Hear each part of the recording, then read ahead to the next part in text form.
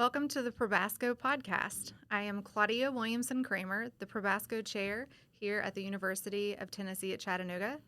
And today is September 28th, 2023, and I am joined by Professor Ramon DeGennaro. He is Professor Emeritus of Banking and Finance from the University of Tennessee at Knoxville. Thank you for joining us, Ray. It's a pleasure. And just for the record, it's Raymond. My parents were mean to me and Okay. spelled it wrong, but Okay. that's okay. Well, Raymond. Or Ray. Or Ray. Okay. Well, thank you for joining us. And today you're on campus because tonight you're going to have a talk, and it is titled Stakeholder Theory and ESG, Why Should We Care? So let's start there. Start explaining what stakeholder theory is, ESG, and obviously why we should care. Well, I'm going to start with ESG instead of stakeholder. That is stands for environmental, social, and governance. And the bottom line seems to be for most people, and this is a very nebulous definition here, using corporate resources for social means or social goals. And that can be good or that can be bad depending on how it's done. If you want to be an ESG investor, there are ways to do it that are more likely to accomplish your goals than other ones, and there are some that are actually counterproductive. So I'm going to try to give you some idea of how to tailor that behavior to achieve the goal that you as an individual want. The other stakeholder theory is a much larger concept. There's quite a bit of overlap. It overlaps with what I'm going to call the bad part of ESG, the part that is misguided and counterproductive, but it doesn't overlap with the part that can be done properly and correctly. That stakeholder theory is the idea that a corporation or a business is accountable to anyone who's affected by that institution's behavior. So in most cases, a capitalist society would say, a corporation's supposed to make as much money as it can legally possible and give it to its shareholders. It's their money. It's not supposed to change the world. It's supposed to make iPhones that work at a good price, and competition is going to force them to do that. Stakeholder theory says, well, no, you can't. That's not accurate. We need to consider other people who might be affected by this. That's fine in one sense, but it's very unworkable, because when you define it as anyone that is affected by a corporate's actions, then you get a lot of conflicts. Well, it seems in some sense to be so broad that it can include everybody, and then you have a collective action problem in some sense. Who are you trying to appease? And then all those individuals could have competing interests. So let's back up for a second. So stakeholder theory, then we can contrast that with shareholder theory, which was just the kind of more straightforward idea that a public corporation, main goal is to maximize shareholder wealth. Is that correct? Yes. The way that a business should operate is to make something so good that people are willing to give you their hard-earned money in exchange for what you make. Okay. So then where do you see, so I want to come back to incorporating ESG, but where do you see some of the shift away from shareholder more into this idea of stakeholder theory? When do you think that started happening, either in the public perspective or in the academic literature, or both? It's not a new idea. Okay, that's my impression as well. It goes back to at least the 1930s, where people said, hey, there are third-party effects, pollution in a river or something like that, that aren't necessarily handled properly within the shareholder framework. And actually, they are handled properly in the shareholder wealth maximization framework through prudent government regulation. If you're polluting a river, we force you to turn that pollution back inside your company, clean up the river, or pay somebody that's harmed by that, whatever you work out. So that's a solved problem. We already know how to handle that. But massive layoffs, for example, are very disruptive. The auto industry went through some terrible times in the past. They might be going through some again, depending on how things go as industries change, creative destruction. There were no airline jobs in 1903, and now it's a huge industry. On the other hand, passenger trains virtually disappeared in most of the country. Okay, so then how do we, when we're thinking about then the stakeholders, how is a firm expected to take that into consideration if their company's being outcompeted or the industry's dying off, like you said, with passenger trains? Then what are the kind of mechanisms or the operational guidelines that you go by if you're trying to incorporate these other stakeholders? I think you face a serious problem that you can't afford to address until you address the question of whether you're going to be able to stay in business. I can't make my employees better off if I can't make payroll in the first place. Correct. Yeah. I can't make a better iPhone or Droid if I can't hire workers that can do the job now. Okay. So I have to stay in business before I can do any of these other things. The real issue with stakeholder theory is, well, there's several, but I think it's shielding bad managers from accountability. Interesting. Okay. Yeah, if we are accountable to our employees, who we have to make happy and pay them a lot, and also our customers who want better products at lower prices, those are in conflict.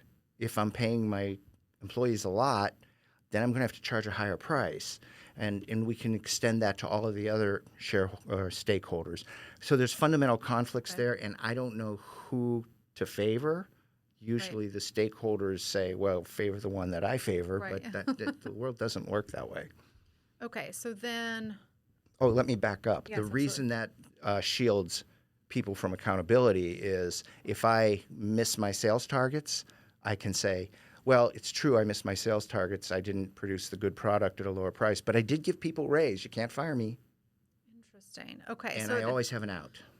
So you see this as creating some room for more agency issues, as we would say in the academic term, or as you said, for managers to not be held as accountable for their standards or whoever they're reporting to, whatever that might look like, because then they can turn around and say, but I did this good thing for this other group. Right. If I have 50 things that I'm supposed to do and I get 25 of them right, well, that's probably good enough. And the other 25 people, well, I'll get them next time.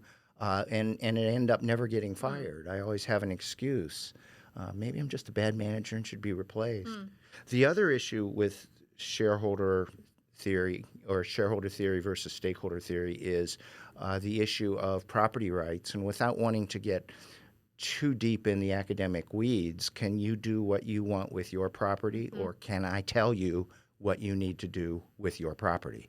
I think that's an excellent point, because even when you mentioned the environmental issue like polluting, it's fundamentally a property rights issue. Yes. And that's where you discuss where government has stepped in and say, you have violated this right and now you have to pay for it. So again, it does fundamentally come back to a property rights issue. And that resonates, I think, well with me. And I think it can help people to see this difference. If you want to maybe elaborate on that a little bit more in terms of the shareholder versus stakeholder and whose rights are we maximizing or acknowledging? Well, a shareholder is someone who has contributed money to the company and bought a stake in the company. That is an equity claim. He gets the residual claim. He didn't make a loan. There's no promise he's going to get his money back. A stakeholder is, by definition, and it's fairly long, but it boils down to anyone who's affected by the company's behavior. And that's a very broad group. I mean, you've got the employees, you've got the customers, you've got the suppliers, you've got the advertisers, you've got the universities that could hire your people if you laid them off. Right. You've got the universities who are counting on you hiring their students. You pay taxes so that the state budget is affected. So anything that gets the roads are stakeholders. And pretty soon, look, I make tacos. How am I supposed to worry about the roads? And so stakeholder theory doesn't give me any priority on who I'm supposed to please. And whichever one I happen to please doing what I want to do is the one I'm going to say, well, that was what I was trying to do, and you can't fire me. So would you say that over time, so if we look throughout history, that there has been this shift more recently toward focusing on stakeholder theory? So it's not a new idea, but do you think that firms and corporations today kind of espouse these views that they're maximizing stakeholder instead of shareholder wealth? Or is this something that's more in the public perception and that firms actually, their day-to-day operations, their quarterly returns, the way that they talk back to their investors is really they're still maximizing shareholder wealth? I think that depends on the company. There are definitely companies that are doing much more. They're leaning far more toward the stakeholder model. And some of them are actively pushing it. The Chamber of Commerce surprised a lot of people by coming out in favor of this, which I think was a terrible mistake. I mean, the Chamber of Commerce should not be involved in that, in my view. So I think that was a mistake. A serious danger is that what sounds really good turns out to not be very good. And the example I'll give in my talk is corporatism, which was made famous or infamous by Benito Mussolini, the fascist dictator of Italy, before and during World War, or parts of World War II. Where it just sounds wonderful. I mean, we're going to get the owners of the company and the employees of the company and the government, and we'll all get together and we'll collectively decide how we're going to run this company, which turns out to mean who can bribe the government best. And I understand that, those charges can be labeled against the capitalist society, too. You can take a purely capitalist country, and we still have incidents of people bribing public figures and all that sort of thing. The difference is that in a corporatist society, government is actively supposed to be involved in this process. And I don't see that as a profitable way to go. So can we, with some of the, and maybe it's too soon to tell, but is there any evidence, say, in the academic research that's kind of coming out to say the companies who are following more of the stakeholder theory are not as successful, they're not satisfying their customers as well, or they're not able to raise as much fund? Do we have any evidence, or maybe they are better managed, or, can we pinpoint any kind of cause and effect from this somewhat recent shift? I want to say two things, if I can remember them. I'll say the first one right now, and that is there is some evidence that companies that stake out a political position one way or the other, and the only one I have data for is on the left. Companies that stake out a position on the left tend to do worse than companies that stay neutral. I think we will find that is also true for companies that lean right. If you lean right, you're probably not going to do as well as companies that stay neutral. If you make tacos, make tacos. But I don't have data on that part. The other thing I wanted to say has gotten away from me for the moment. We'll come back to it. Well, I will give an anecdote to what you were just describing with the recent kind of Bud Light scandal, and their customers at least thought they were pushing somewhat of a leftist position on the recent social media campaign, and became a boycott and a big push to not purchase and drink Bud Light. So then recently I read that their CEO came out and said that they've done some customer focus groups. They've talked to 17,000 different customers. And what their customers really want them to focus and talk about is beer. And so I think that supports exactly what you were saying, is they don't want a company to necessarily take these political positions. Sometimes it's really just about, I want to have a taco or I want to have a beer, and I don't want to have these other things in my face. And that reminds me of the second thing that I wanted to say. A very common and valid criticism that stakeholder advocates claim is this. Look, if you cleaned up the river or took this particular social position, then people would like your company better. They'd buy your products. You could charge more. You'd make more money. And that is true for some companies. I think that's probably true for Starbucks, for example. But if it's true for your company, then shareholder value gets you to the same spot. Yeah, absolutely. You should be doing those things to make your company more valuable. If it is making it more valuable. If it is making it more That's valuable. a very good point. That point that stakeholders make is absolutely valid, but shareholder value people come back and say, well, yes, I agree with you. Mm-hmm. That's maximizing shareholder value. That's very different from doing something that detracts from the company's mission. Okay. Yes, I think that helps. I think that does help to clarify. So now let's pull in the ESG issues, and again, that's, in my opinion, that's somewhat broad. You've got environmental, social, and governance. Governance is, in some sense, also all-encompassing, and so maybe you can just shed light into when people say ESG, what most people mean, and what that's really covering, and then how that's affecting the way we see either companies investing or people investing in certain companies. First of all, I can tell you that the E is way more important That's than my anything impression. else. Yeah, the S is kind of important, and nobody cares about the G. If you care about the G, it's to get the E right. So, gotcha. for example, I really care about carbon output, somebody says. Mm-hmm. Okay, fine. So then you might say, well, that's really a governance issue. The guy in charge of, say, ExxonMobil is not really an energy guy. I mean, he's a management guy. He doesn't know much about energy. He's doing okay, but not paying attention to some of these things that are going on, and he could fix. So that's a governance issue. You need to get that guy out and replace him with somebody who knows what he's doing so that he will fix this problem in the E part. realm. So G is a means to an end. Most people care about the environmental aspects first, and then a distant second, but not zero, is the social stuff. So what would be an example of a social issue that a social issue could be something like donating to Black Lives Matter or a homeless shelter or something like that. Okay.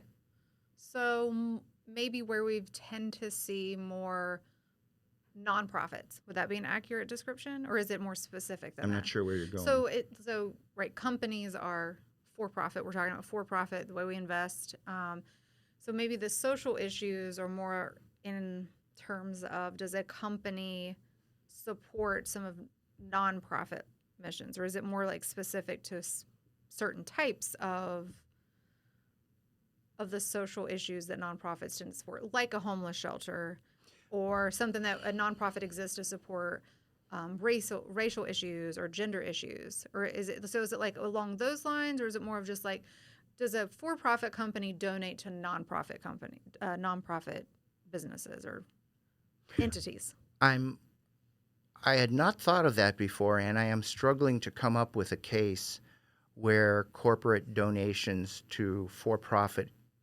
organizations at least get the headlines that others make. Okay. Now, the closest I can come up with would be something like ExxonMobil, to come back to Exxon. I think they have more patents on clean energy than any other organization in the world. I mean, they're very brilliant people. They know their business. Mm-hmm. Who's going to know more about how to clean them up than them? I mean, we certainly don't. Right. The marketing people in, Nabisco certainly don't know more than they do about cleaning things up. So, they might do something like this. They might say, well, down the road, for better or for worse, we're going to have a lot of electric cars out there, and we need more and better battery storage. Okay. So we will donate to somebody who's doing research in a better battery, because current battery technology is very dirty with the lithium mining, mostly done in China, which has a very poor environmental record. And it's a ridiculously large number, something like 500,000 pounds or tons or whatever. It's a huge number for one battery of dirt. It's a ridiculously large number, and there's so many zeros that I really shouldn't quote it without looking it up, but it's a lot of zeros at the end of it. Okay. So, well, as you indicated, mostly it's about the E. So we can talk about, and maybe you can provide some examples of companies that have embraced stakeholder theory with the focus on environmental issues. So can either describe a couple of those companies or just a couple ways in which investors have changed or the companies themselves have promoted certain types of issues. I think the real issue here that I want to mention is a place where ESG investors make a mistake. Okay. And they actually can hurt the cause they claim to support. So let's take an example of somebody who picks a company and says, this company is dirty. I don't want to buy their shares. I'm going to sell all their shares. I'm going to do whatever I can to make them suffer. And they find another company and they say, this company is clean. Mm-hmm. I'm going to buy their shares. I'm going to do everything I can to support them. Okay. Now, what's going to happen here? What's going to happen here is the person is going to do everything they can to drive down the price of ExxonMobil shares and drive up the price of Spotify. Now, how much pollution can Spotify emit? It's just, not very much. Right. And the pure empirical fact of the matter is that if Spotify were to go 100% carbon neutral, they would provide less of a boost than if Exxon could cut its carbon output by 1%. Right. It's the nature of the business. And so ESG investors who do what lots of ESG investors do, which is, I don't want to be a part of that, I'm going to punish them, are actually hurting the environment. They're starving the company of funds that keeps them from cleaning things up. They can't afford to buy those oil booms that are going to restrict an oil spill. They can't afford to put in the carbon scrubbers on the coal, But Spotify can use, 20% less electricity. Who cares compared to what Exxon puts That's a very interesting perspective. Yes, I think you're correct in a couple of things. People aren't thinking about long-term consequences, right? They see the immediate as kind of the immediate versus long-run effect idea. And then the other point that you brought up, which I found interesting, was the changes in price. And so then how that would affect, so your investment can affect the stock price in both companies, and then that can affect other people's willingness to purchase, which can then have, again, a longer-term effect. So I think that's an excellent point. And if what you're really wanting a company that is causing harm to the environment to clean up, providing them funds, maybe the means to do that.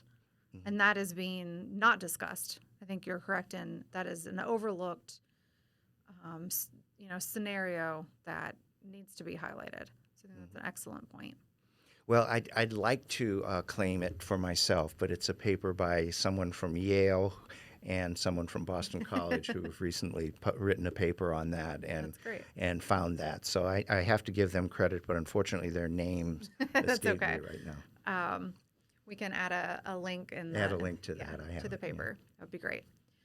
Okay, so any other kind of points that you want our listeners to think about when they hear ESG? And, what I've started realizing in promoting your talk is that even just saying ESG can be polarizing because people assume things that have nothing to do, for example, with what your talk's going to be about tonight. Right. And that to me was surprising. Just by saying ESG, people thought, well, you must be in favor of it. And I was like, no, we're trying to promote discourse around the topic to get a better understanding, because I think it's not well understood, and then how that does relate to individual investors, but then also from the firm's perspective, how it can alter their behavior. As you mentioned, maybe it lessens accountability or lessens the ability for them to do things that would ultimately help the environment. So any other points you want to kind of bring up? Actually, there are a couple. One is some of our listeners, I'm sure, are saying, I can't keep all these ESGs and stakeholder things separate. They all seem fuzzy and run together. And that's right. They're fuzzy and they run together. That's why you're having trouble following some of this. And this is part of the problem. Mm-hmm. So, for example, I might say, well, I'm in favor of ESG. Mm-hmm. And what I mean by that is I think that we should be very careful about cutting off funding for things that are going to prevent people from doing research and development in certain areas. I think, ExxonMobil is the number one company for reducing pollution in the United States because they know more about it than anybody else, and they have the biggest or one of the biggest footprints, and that's where a little teeny change, and that's what I mean. I think we should do that.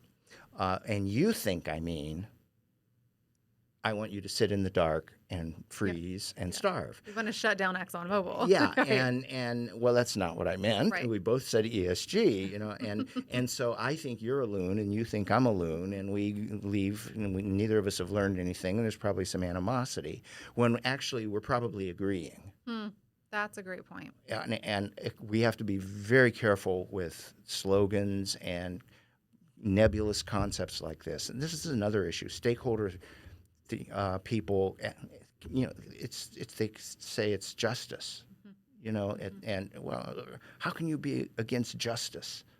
Well, I'm not against justice. I'm in favor of justice. But, you telling me how I can run my company when you haven't put any skin in the game, that's not justice to me. So we're talking about different things. Right. And getting upset about important things when we both agree on what they are is probably not a good idea. Getting upset about things that we actually agree on is probably a really dumb idea. Well, that is one of the things that we hope by bringing in speakers like you to campus and having the podcast is that we can create a space to have civil discourse. And you're right that oftentimes people agree with each other more often than not. It's just they're not listening to each other, or they're not explaining their position in a way and being open-minded to hear the other person to think, oh, we're actually wanting the same thing. We have the same goal, and now we're just kind of debating about the means to achieve that goal. And I think you're right that in this ESG stakeholder shareholder space, that is oftentimes we're not really even boiling down to, okay, well, what are the different means of achieving these goals that for the most part, people want cleaner air. They would want a cleaner work environment or a safer work environment. But we live in a world of trade-offs, and that's something that as economists, as a finance professor, we have to bring up and highlight is, okay, as you mentioned, we can pay workers more, but that means we're going to increase the price of our product, and that could then have a negative effect on the viability of our business. So just understanding, I think some of those constraints, those trade-offs, as you've been mentioning, that will be helpful in trying to navigate this area. I think you might want to view this as good news, and you might want to view this as bad news. But I think the message I'm trying to convey is don't get all bent out of shape about what's going on with any particular issue. Because when it comes to the environment or carbon output, the United States is one of the cleanest countries on earth. China and India are building coal-fired power plants left and right, a couple every week, it seems. And any one of those coal plants is going to put out more carbon than you would save with a fleet of electric vehicles or anything else. So you can sit here and say, even if I'm 100% right and you're 100% wrong, or the other way around, it really isn't going to matter much until China and India get rich enough that they can afford to put in the scrubbers and things that they can't afford now, and they can switch over to cleaner sources of energy, whatever that happens to be. So we're not going to make much difference. Let's not fight too much about it. I think that's a really good point. I'm glad you brought this up, because one of the other things that I hear when environmental issues are brought up are the issues within developing countries, such as you mentioned, China, India, that are have large populations, and especially China, where they have historically been growing at a rapid rate, but their level of income is significantly lower than ours. Per capita GDP is much lower. Is much lower. And so the way that we can absorb the additional cost is because we were on a path similar to what they're on now, right? Do you think that's an accurate description? I think that's exactly right. Okay. And so do you think it's some people push to not trade with these countries because of the way that they produce, that they're more environmentally unfriendly. And so I often, maybe it's sidestepping the question, but I often say, look, this was the path that we took to get to where we are. So it's somewhat hypocritical, I guess, to expect them to not also, along their development path, to use cheaper but dirtier technologies. Do you think that's an accurate way of describing it, or how would you, I guess, address somebody who would say, well, because they're, using coal, we shouldn't trade with them? Or is that just opening up? I think that's beyond the scope of our discussion, but I think I want to get to what you said about developing countries, and I'll tell a story that made a tremendous impact on me. Okay. I was on hold once with tech support from some company decades ago, a couple decades ago. Gee, time passes. And the guy was in India. Okay. And we were on hold while he checked something, and so we started making small talk. And I mentioned that India had started building a new super cheap car. Okay. And the guy said, "Oh, I just got one. And I said, "Is there any plan to import these cars?" Because they were like $2,500. Wow. And granted, this was 20 years ago, but still. Yeah. And he said, "Oh no, they would never pass U.S. safety standards." Oh, wow. And I said, "Yeah, that's probably true. Does that bother you?" And he said, "Until I got this car, my wife held our newborn on the back of my motorcycle while I rode around town." So no. So I'm not too worried about whether this car is really good in crashes, because whether it is or not, it's way better than my wife holding our newborn on the back of my motorcycle while I rode around. Not everybody lives like the United States. That's a great story. That's a great example of what we call the nirvana fallacy, where you compare an alternative to an ideal situation. And that's not the reality that we live in, and it's not the reality that people in other countries live in. Their relative alternative is not the U.S. And so that's a great story to illustrate that, to where maybe that car wouldn't pass U.S. safety standards, but it's much better than potentially walking on a rickshaw or on the back of a motorcycle. Right. With a newborn. With a newborn, yes. Okay, so let's take this concept with ESG and think about it in terms of an individual investor. So you mentioned this, I think, earlier, right at the beginning, and we've talked about it a little bit in terms of, let's say that you really do care about the environment or some of the other social issues. You've mentioned, Black Lives Matter or, gender equality type issues. So how is it that you can use your money to invest in a way for things that you care about? Or what are some of the pitfalls that people need to think about to avoid? The first thing you need to think about is, are people doing what they say they're doing, or are they just say they're doing it? Okay. Okay, because talk is cheap, and companies will say they're doing whatever they need to say they're doing, just like anybody else. So be careful with that. The second thing is understand that companies are very big, and nobody's perfect. Okay. And you aren't a hypocrite if you are, for the sake of argument, Starbucks, and you want to partner with people at Arizona State for training on anti-bias, and yet at the same time your workforce is not exactly reflective of American demographics. Look, you just can't do everything. Right. Okay. Okay. Yeah, and you can't say we partnered with these people but you didn't contribute to a school, or you're pulling stores out of a crime-ridden area, which happens to be primarily minority, which is what's been happening in San Francisco and places lately. Look, they can't protect the employees. They can't make any money running a store if there's shoplifting and violence and nobody wants to come in because it's not safe. So Starbucks can't do everything. They partner with Arizona for the anti-bias training. They're doing what they can. Whether or not you think that's helpful is another story. Okay. But you can't look at Starbucks and say, well, they aren't perfect. Okay, yeah. You have to understand that nobody's perfect. Starbucks is about $110 billion before the last couple of weeks of stock price decline. I'm not sure where we are now. So you're not going to get something that's perfect. Okay.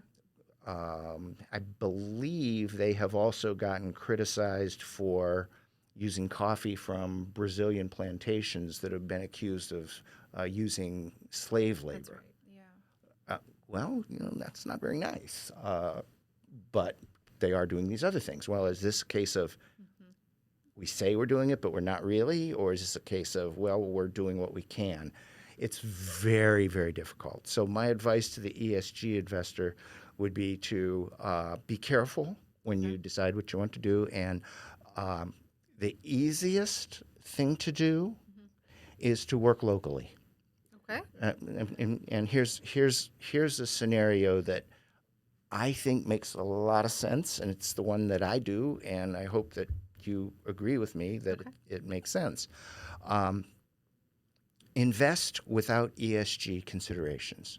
Hold a broadly diversified portfolio of stocks and take your profits and donate them to something local. So donate them to a homeless shelter that you can drive by every day and see, I helped those people. You can make a difference locally. You're not going to get ExxonMobil to stop drilling oil or refining oil. You're not going to have any effect at all. So contribute to a homeless shelter or a battered women's shelter or an animal shelter or a church or something local. You have a chance of doing real good there, and you get to see a benefit. And you can also see if they're doing what they say they're doing. And that's a very good point. If the homeless shelter is not doing what they're supposed to do, give it to the Humane Society. Right. And if they're not doing what they do, give it to a church. And if the church isn't, give it somewhere else. It's much easier to monitor that.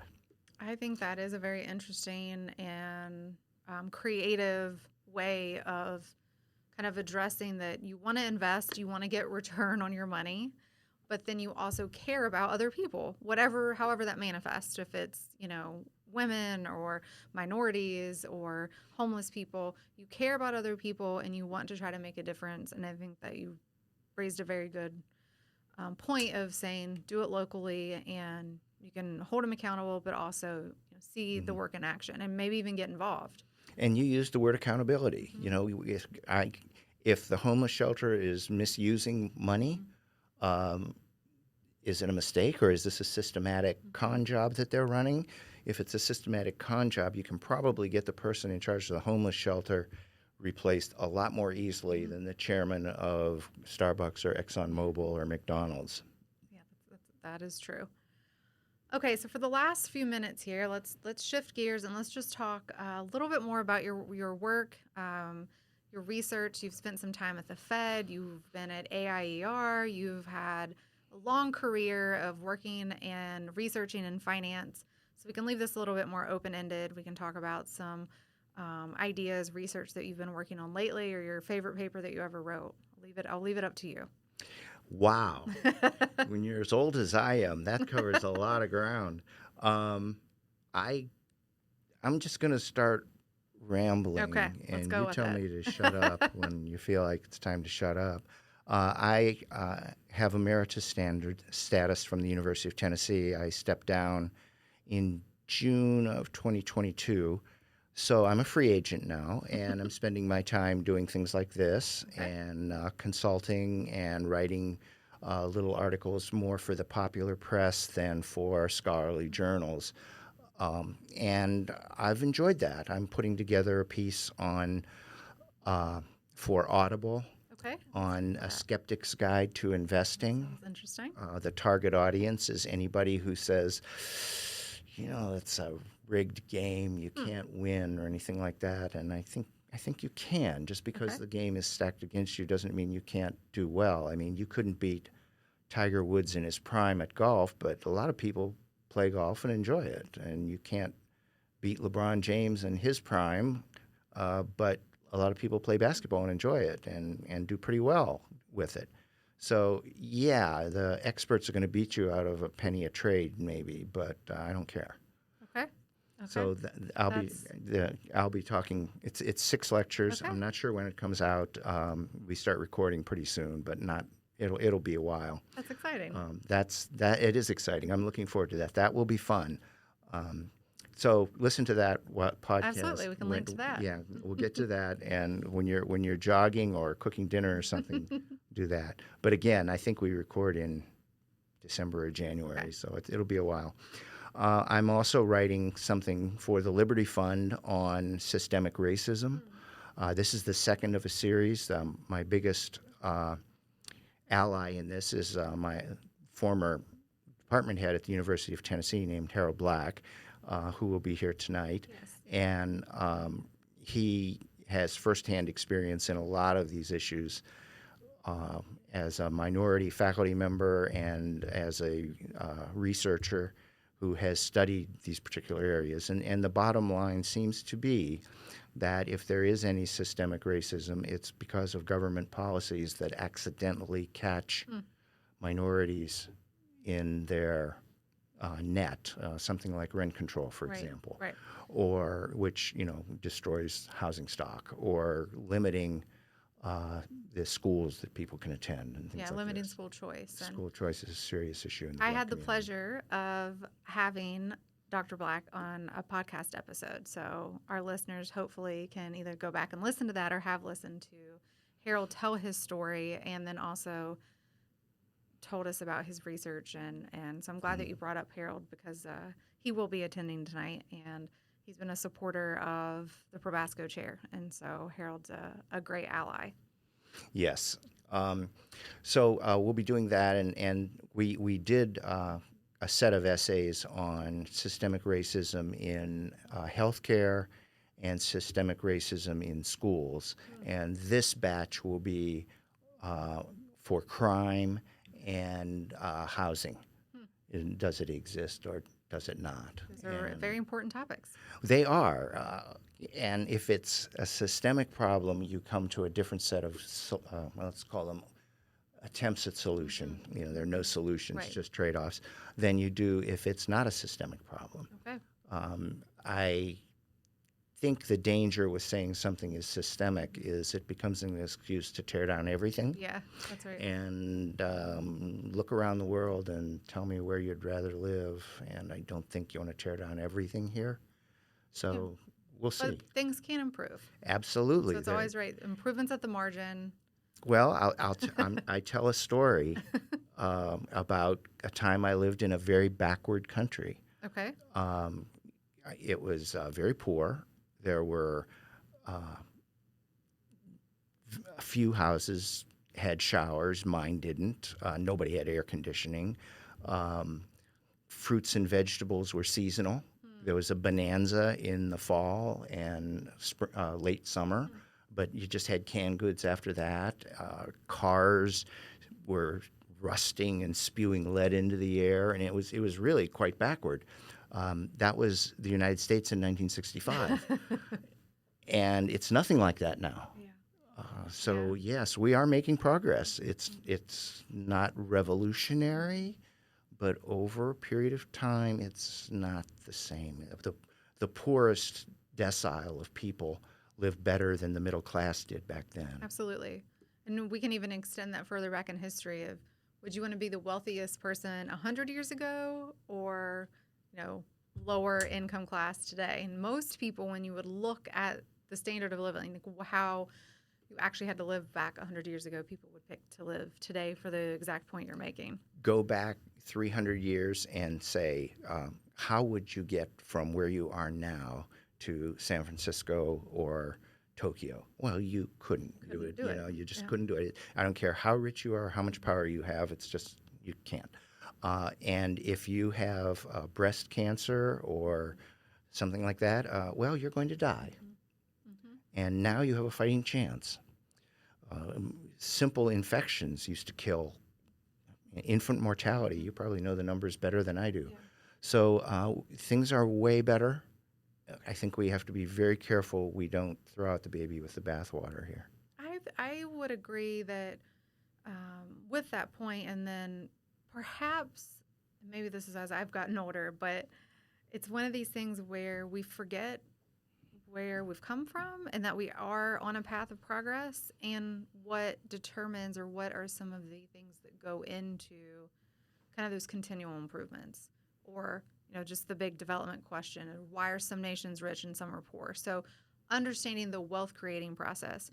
Often tell my students that people usually ask me, or my students will ask me, what causes poverty? And I say, that's the wrong question. It's what causes wealth. Yes. So why did we ever emerge out of poverty? That's the interesting and hard question to figure out.